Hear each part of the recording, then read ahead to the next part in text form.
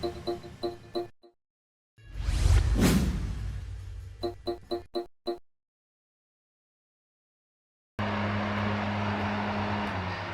so you are opening up Activity 641 8-page layout, and we're looking at transparency effects.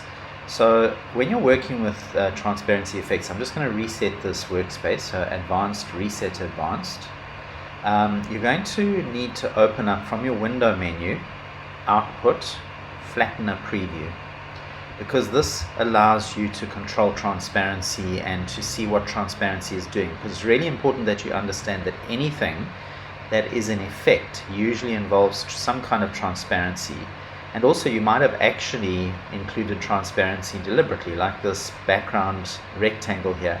And you need to know what is that going to do when you send this job to the printer. So your Flattener Preview allows you to check that out. So if I go to highlight and I say transparent objects and I say refresh, it shows in red any objects that contain transparency. So this illustration here, or AI document, contains some transparency around the graphics, and down here we remember that we made this rectangle and we gave it a 60% opacity. So that's fine, but let's see, what does it do to the document? How does it affect other objects? So we're going to change this to all affected objects. And you can see what it says is, it says that in the printing process, this background image is going to be flattened together with the heading gardens and the background of this Illustrator document, that's the leaves. So we have to consider, is that acceptable or not? Now remember that flattening means rasterizing, in other words turning into a picture instead of vector shapes. And you should know by now that vector shapes are sharper and better suited to text, and pixel based or rasterized images are better suited to photographs. So in this case the text here is going to be rasterized. Now it's not ideal, but because it's nice, big, large, bold text, it's actually not going to be that much of an issue. Because the alternative, if I wanted to fix that, would be to bring this gardens text in front of this graphic. That would fix it, but then I don't get the design result that I want. So let me just show you that. If I take my layers and I take this graphic here and I move it below the text, into a layer below the text, and I say refresh, and you see now the word gardens is not being rasterized, which is great, but now that little graphic is not in front of the text, so it's not what I really want. So I'm going to put it back at the top, and I can live with the large heading being rasterized. What I wouldn't want is, I wouldn't want the finer text to be rasterized, because that's going to affect quality, because text that's rasterized is a little bit more blurry than vector text. So that's the cover checked out. So let's go to the next page. So here I just noticed that this used to be a yellow line, and when I was playing around with color in the previous learning unit, I changed it to black because I deleted yellow. So I'm just going to fill it with this lighter tan color. So here, let's see if there's any transparency here. Okay, there's no transparency there. So I'm just going to go onto this page here, that's page 3, and press W so I can see my columns, and I want to do something in this first column here. So in my layers, I'm going to select the top layer, that's graphics above text, and I'm going to take my type tool and I'm just going to drag out a text frame, and I'm going to type the word contents. Okay, I'm going to select it, Command or Control A, and I'm going to make sure it's Arial bold, and I'm going to change the tracking so that it's closer together, and OK. And then what I want to do is I want to convert this text into outlines so that it's no longer text, it's actually graphics or shapes.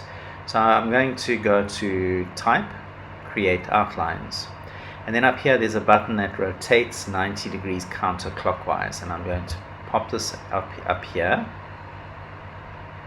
Okay, and I'm going to hold down Shift and just size this up.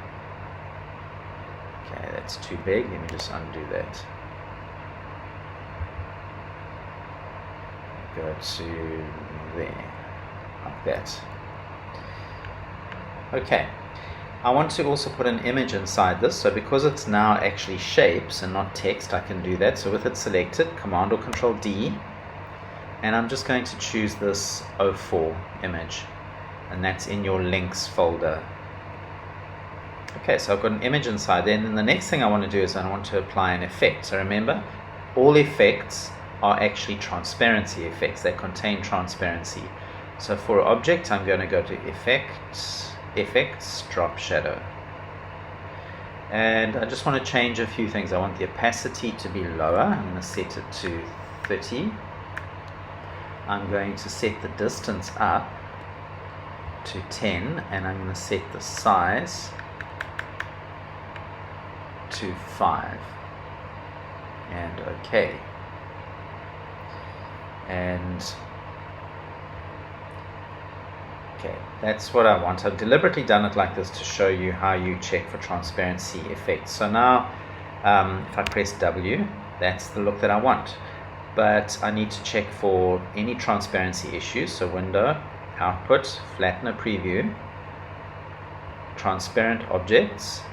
So we can see that that drop shadow is actually a transparent object. So all affected objects.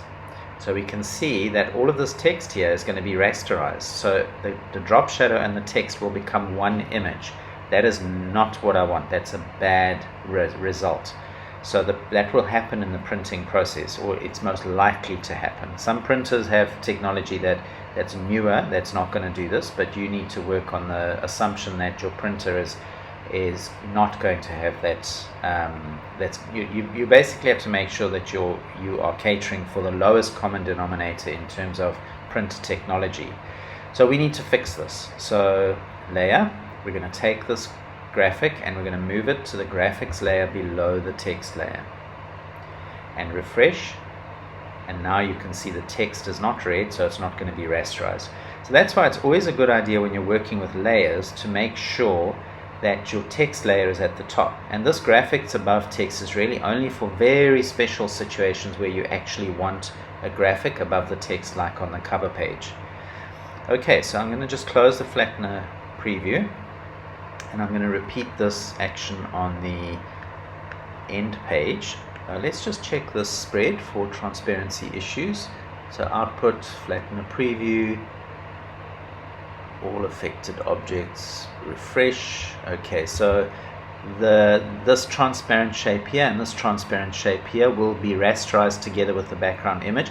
That's absolutely fine because none of the text here is going to be rasterized, so that's a good result. Okay, let's go to the next spread and refresh. Okay, so no transparent objects on this page, so that's good. And then the back page, refresh. Okay, so this is a transparent object, but that's fine, it's not affecting the text, which is what I want. So I'm just going to close there, W, and let's repeat that. This is going to be contact, and we'll adjust the tracking. We will convert to outlines, we'll create outlines, rotate 90 degrees, pop that up here, holding shift. Okay, then Command or Control D, let's choose another image. Let's choose this one.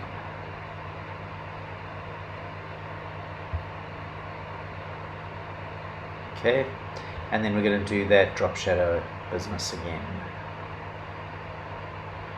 Okay, that was down to 30% opacity, distance 10, size 5. Okay, let's check our layers. So that's a layer below, which is good. And okay, so we're good to go. Let's just double check with our Flattener Preview. So transparent objects, okay, all affected objects. Okay, so the text is safe here, so that's fine, that's a good result. I hope you've enjoyed this video. Please subscribe to my YouTube channel and see you next time.